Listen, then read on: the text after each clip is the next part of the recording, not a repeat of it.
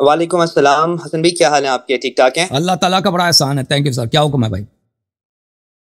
حسن بھائی، آپ چاہ رہے ہیں کہ شاید پروگرام کو ختم کریں، تو میں جلدی جلدی کچھ سوال ہیں. ابھی ویسے نماز میں تو ٹائم ہے لاہور میں لاہور سے مخاطب اچھا ہوں. جی سر. تو اچھا حسن بھائی، تمہید کچھ اس طرح سے ہے کہ اب ایک نیا طبقہ ہے میرے ارد گرد. میں دراصل طالب علم ہوں، سنی فیملی سے تعلق رکھتا ہوں، جی لیکن جی تحقیق کرنے کی کوشش کرتا ہوں. آپ کو جی سر. سنا ہے اور بہت سارے لوگوں کو سنا ہے، اور بہت ساری چیزیں میں نے سیکھی ہیں، تبدیل ہوئے میرے معاملات، سوچنے کے نظریہ تھوڑا تبدیل ہوا. تو جی اب اس سارے سلسلے میں حسن بھائی ایک بات جو مجھے سامنے آئی وہ یہ آئی کہ لوگوں کے سامنے جب ہم ہسٹوریکل ایونٹس رکھتے ہیں کہ یہ معاملات ہوئے خلفاء کے پہلے دوسرے تیسرے، اور معاملات جو ہمیں آج تک بچپن سے پڑھائے گئے سنائے گئے جمعے کے خطبات میں، اور جب ہم نے اصل میں پڑھا تو وہ مختلف تھے. تو جب یہ بات ہم گفتگو کر کے میں اپنے دوست احباب کے سامنے رکھتا ہوں تو وہ اکثر جو ہے وہ منکر ہو جاتے ہیں احادیث کے.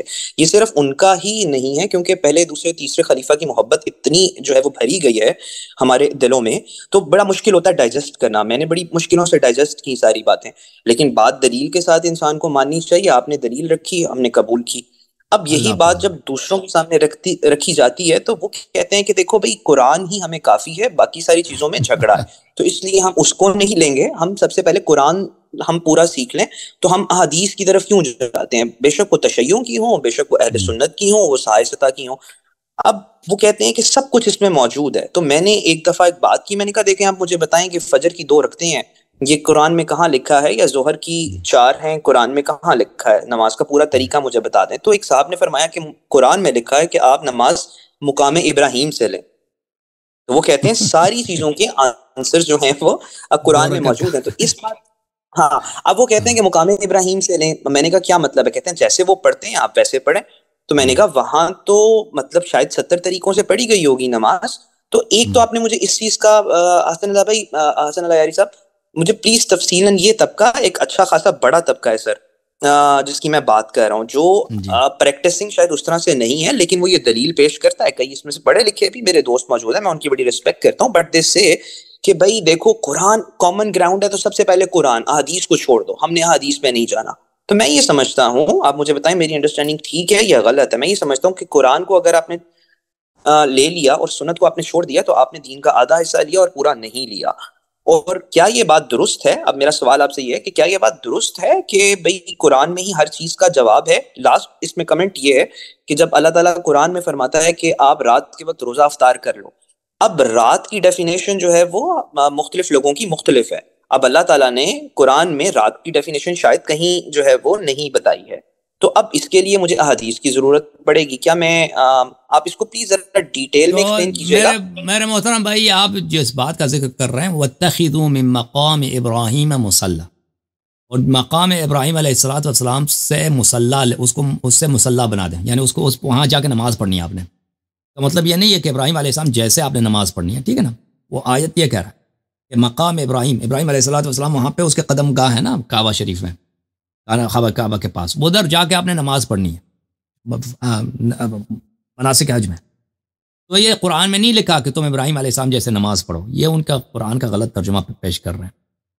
اچھا، مقام ابراہیم کا مطلب یہ، اور پھر مقام ابراہیم میں کوئی نہیں ہے کہ بھائی وہ کوئی ابراہیم علیہ السلام کیسے نماز پڑھتے تھے. یہ قرآن میں کہیں نہیں مذکور. 2 رکعت پڑھتے تھے، 4 پڑھتے تھے، 6 پڑھتے تھے، وہ 20 رکعت پڑھتے تھے، تراویح پڑھتے تھے، نہیں پڑھتے تھے، وہ تو کوئی موجود نہیں ہے قرآن مجید میں.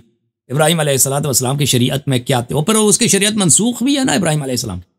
تو یہ جو آپ نے بات نقل کی ہے کہ بعض لوگ کہتے ہیں صرف قرآن پڑھو، یہ ایک جاہل لوگوں کی بات ہے. کوئی سنجیدہ آدمی اس بات کو نہیں کہہ سکتا، کیونکہ قرآن کو جب ہم پڑھتے ہیں، قرآن مجید خود فرماتا ہے وما ينطق عن الهوى ان هو الا وحی یوحى.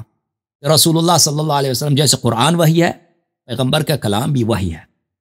قرآن نے جب مہر لگا دی نا کہ حضرت رسول صلی اللہ علیہ وسلم کا کلام قرآن ہی کی طرح وحی ہے، وما ينطق عن الهوى ان هو الا وحی یوحى. اور قرآن نے فرمایا وَأَطِيعُوا اللَّهَ وَأَطِيعُوا الرَّسُولَ صلی اللہ علیہ وسلم. وہ قرآن نے فرمایا ان کی اطاعت کرو. ٹھیک ہے نا بھائی. آپ جب قرآن خود کہہ رہا ہے کہ حبیب صلی اللہ علیہ وسلم کی اطاعت کرو، اطاعت کیسے کریں گے؟ تو سنیں گے نا ان کے جملے کیا ہیں، فرامین ان کے کیا ہیں. کسی بھی شخص کی اگر آپ نے بات سننی ہے نا، اطاعت کرنی ہے، اس کی بات سننی ہے، تو یہ بات سننا مطلب یہ ہے کہ ان کے احادیث کو اب دیکھ لے کہ وہ فرمانا انہوں نے فرمانا کیا. پھر قرآن مجید نے فرمایا ان کنتم تحبون اللہ قل ان کنتم تحبون اللہ اتبعونی. فرمایا کہ اگر تم اللہ پہ ایمان رکھتے ہو، اللہ سے پیار کرتے ہو، تم میری ہدایت کرو. یحببکم اللہ ویغفر لکم ذنوبکم. اللہ تعالیٰ آپ سے پیار کرے گا اگر میری اتباع کی تم نے، اور اللہ تعالیٰ تمہارے گناہوں کو بخشے گا. واللہ غفور الرحیم، اللہ بخشنے والا ہے، بڑا مغفرت کرنے والا ہے، مہربان ہے. فمن تولوا فإن اللہ لا يحب الكافرین. اور حبیب صلی اللہ علیہ وسلم سے کہہ دیں قل فمن تولى فإن اللہ لا يحب، جو پشت کرے پیغمبر کی طرف، اللہ تعالیٰ اس کو انہیں کافر بولا ہے. وہ اللہ کا مبغوض ہے اور اللہ تعالیٰ کا دشمن ہے اور وہ کافر ہے، اللہ اس سے پیار نہیں کرتا. تو یہاں پہ کیا ہوا کہ رسول صلی اللہ علیہ وسلم کی باتیں سب وحی ہیں، خود قرآن کہہ رہا ہے. ٹھیک ہے نا، رسول صلی اللہ علیہ وسلم کی باتوں کو ماننا واجب ہے، خود قرآن کہہ رہا ہے. اور رسول صلی اللہ علیہ وسلم کی اتباع، یعنی ان جیسے انہوں نے عمل بجا لایا ان جیسا عمل بجا لانا، ان کی پیروی کرنا واجب ہے. خود قرآن کہہ رہا ہے. تو اس کے قرآن نے خود ہمارے جو شخص قرآن کو مانتا ہے، قرآن نے خود ہمارے گردن پہ کیا ڈالا ہے؟ ایک توق ڈالا ہے غلامی کی. اس کی غلامی حضرت سرور کائنات صلی اللہ علیہ وسلم. اگر ہم قرآن کو اگر مانیں نا، قرآن ببانگ دہل، اس سے واضح الفاظ میں کیا کہہ دیں کہ تمہیں بات ماننا ہے، تسلیم ہونا ہے، اور تم نے اتباع کرنا ہے کس کی؟ حضرت سرور کائنات صلی اللہ علیہ وسلم کی. اوکے میرے بھائی؟ جی سر. جی ذیشان صاحب آپ میوٹ ہیں بھائی، آپ نے آواز کھول دیں. ہاں وہ آپریٹر بھائی نے میوٹ کر دیا تھا، ان میوٹ ہو نہیں رہا تھا. حسن بھائی میں آپ کی بات سمجھ گیا. کیا آپ مجھے 5-6 ایسی چیزیں بتا سکتے ہیں جو قرآن میں بالکل ہی نہیں ہے، جو دلیل کے طور پہ کسی کے سامنے بھی رکھی جا سکیں کہ دیکھو بھائی تم قرآن سے ہمیں ان چیزوں کا جواب نکال کے بتا دو؟ تو قرآن سے تو جیسے نہیں نکلے گا. تو بہت ساری چیزیں ہیں. دیکھیں میرے بھائی، دیکھیں پہلی بات یہ نزلنا علیک الکتاب تبیانا لکل شیء. قرآن مجید نے فرمایا کہ میں ہر چیز کا بیان ہوں، ہر چیز کا بیان ہوں، لیکن اس تک ہمارا عقل نہیں پہنچتا. دیکھیں بڑا فرق ہے کہ رسول صلی اللہ علیہ وسلم کے پاس قرآن تھا، وہ قرآن کا علم جانتے، تو ہمارا جو علم قرآن ہے، ان دونوں میں بڑا فرق ہے. اہل بیت طاہرین علیہ السلام کی احادیث ہیں کہ قرآن میں ہر چیز کا بیان ہے، لیکن لوگوں کا عقل اس تک نہیں پہنچتی. یہ قرآن میں مستور ہے، قرآن میں، قرآن کے بطون میں ہے، قرآن کے اسرار میں ہے.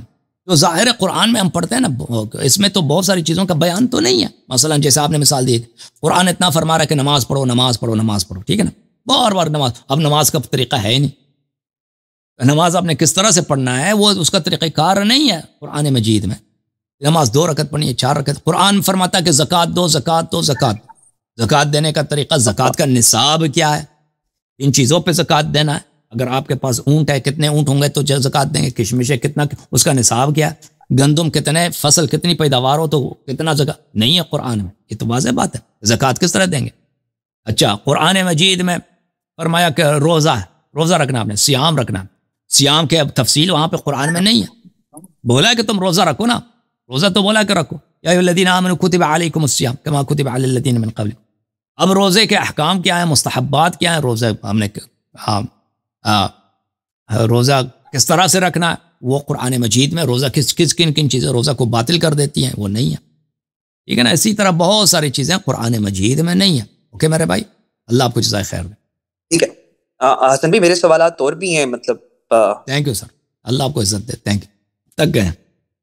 اوکے میرے بھائی، اللہ آپ کو عزت دے. ہاں 6 گھنٹے 6.5 گھنٹے ہو گئے، 6 گھنٹے سے